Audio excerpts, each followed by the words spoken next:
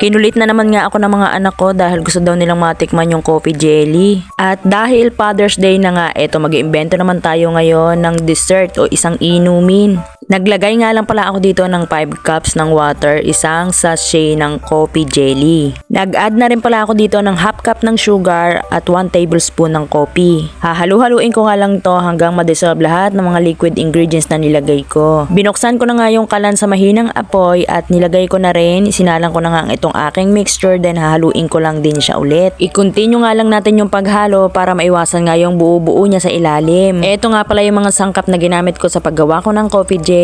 Medyo pricey nga ngayon ang mga bilihin. Naku. At nang matapos na nga at kumulo na, isasaling ko naman nga siya dito sa Tupperware para nga siya ay mabuo. 5 cups nga lang ng tubig yung ginamit ko dito kasi ang hinahabol ko nga dito ay dapat maging makunat nga yung kanyang gulaman.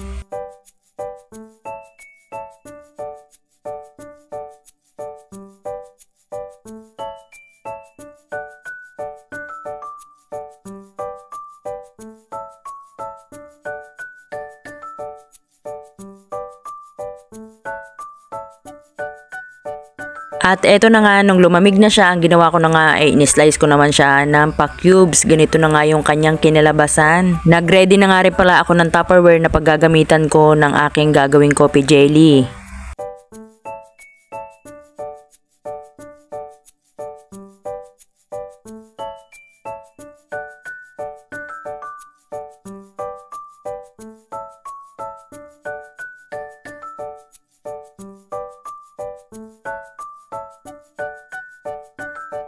Nang maisaling ko na nga lahat ng gulaman na ginawa ko, sunod-sunod ko nang inilagay ang aking mga sangkap or ingredients na gagamitin ko nga sa paggawa ng coffee jelly. Para sa akin, pwede talaga tong maging palamig mga lodi ko, no? Ang gagawin nyo nga lang dito ay add kayo ulit ng mga 5 cup ulit ng tubig. O depende sa gusto nyo, o kaya lagyan nyo ng ice kasi para sa akin napakatamis talaga. O kaya naman pwedeng maging dessert, yung ganito nga siya kapuro. At lalong lalo na pwede nyo nga po itong pagkakitaan dahil totoo lang napakasarap. Pwede pa nga kayong maghalo dito ng gulaman para mas masarap at mas marami siyang sahog.